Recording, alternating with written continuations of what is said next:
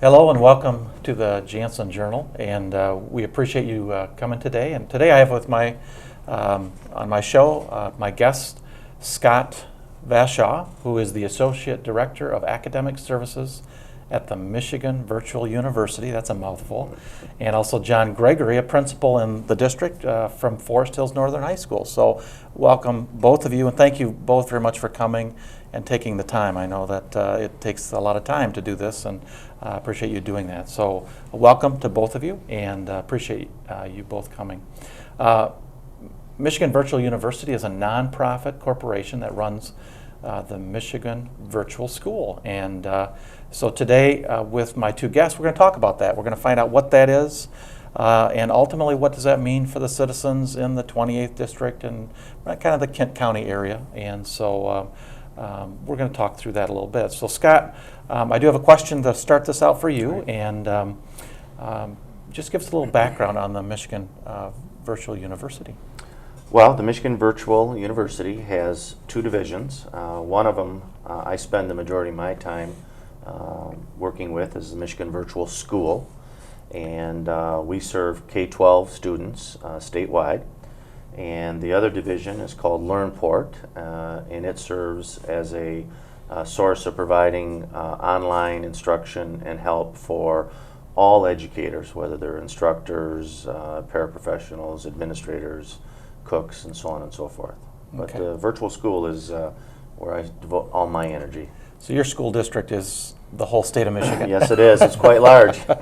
So you have your hands full. Well, for John, curious, some of us are not computer experts. We don't know all this, when it comes to technology and things like that. What is this? When I think of the virtual university, I just think bits and bytes, and I think information technology. How does this all work?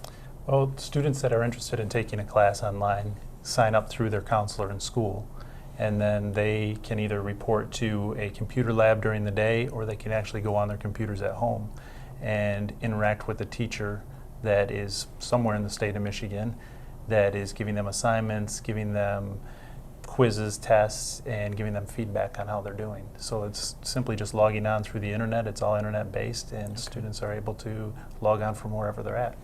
Wow. Okay. Scott, I understand Michigan ranks very highly in this national survey for online curriculum. How does Michigan compare to other states?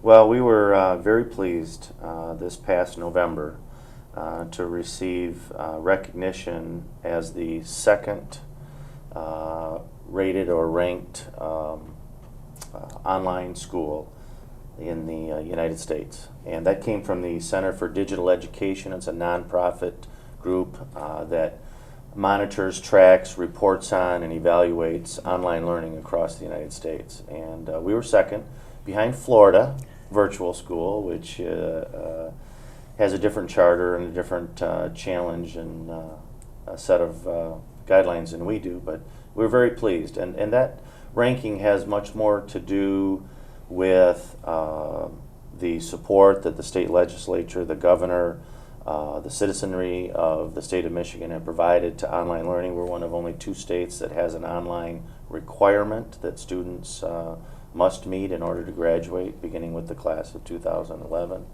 And I think it's a combination of policy and practice in the state of Michigan that led to us being rated number 2.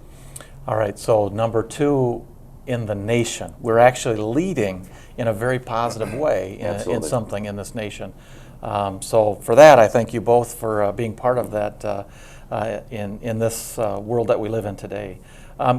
Curious, John, then for a district, how do you provide the classes then through the Michigan Virtual University? If a student can't fit a certain class into their schedule because of the number of classes they're taking and the different classes they're taking, or they're interested in going above and beyond what we offer, say they want to take AP Calc 2, so beyond what we actually offer in our school, then we offer them the ability to take a class online. And this year in our district, we have 240 students actually taking online courses, or 240 courses are being taken by our students. So you may have more than one class per student. Okay, and so put that in relation to the size of the high school.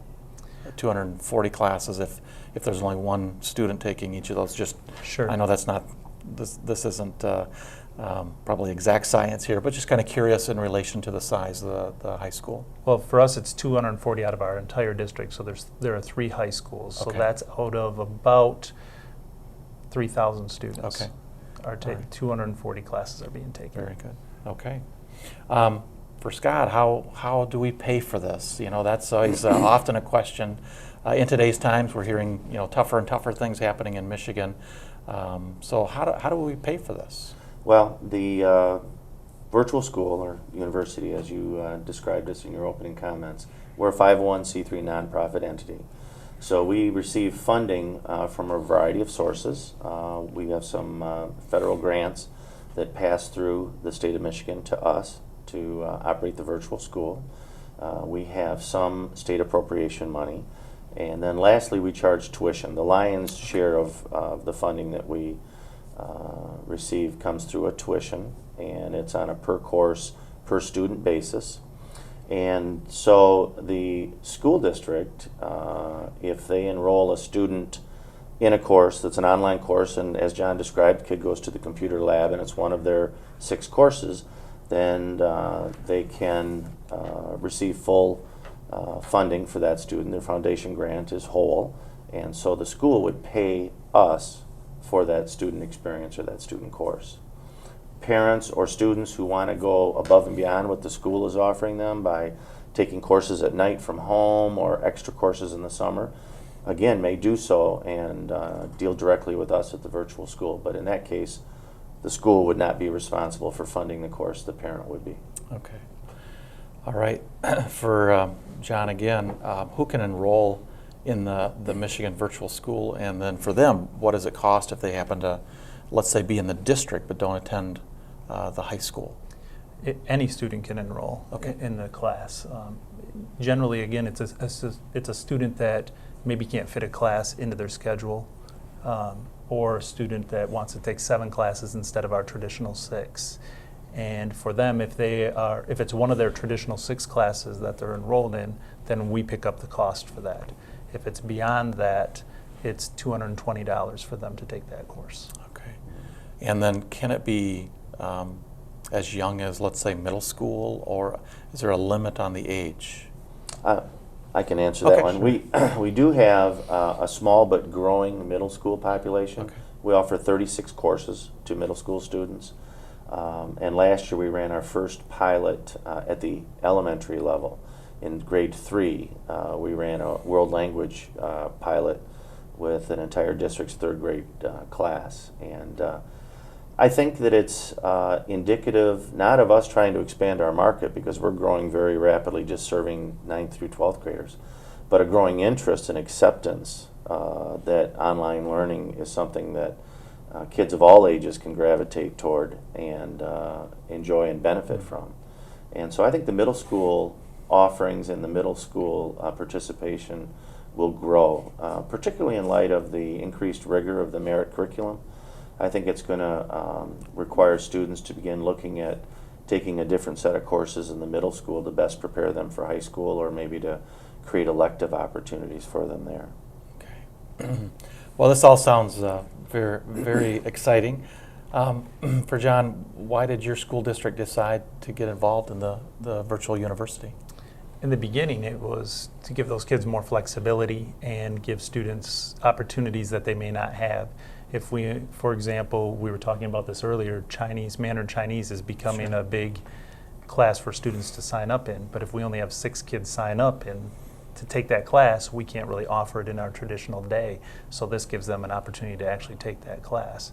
And now, as Scott was talking about the rigor of the new Michigan Merit Curriculum, this even offers them more flexibility that they can take some of those core classes online and then have the ability to still keep their electives in the traditional school day.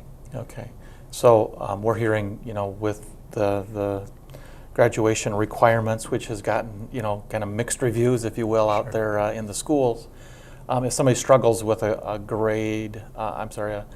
class and their grade isn't so good in Algebra 1 or 2 or whatever, is this an opportunity for them to maybe spend the summer trying to take that class?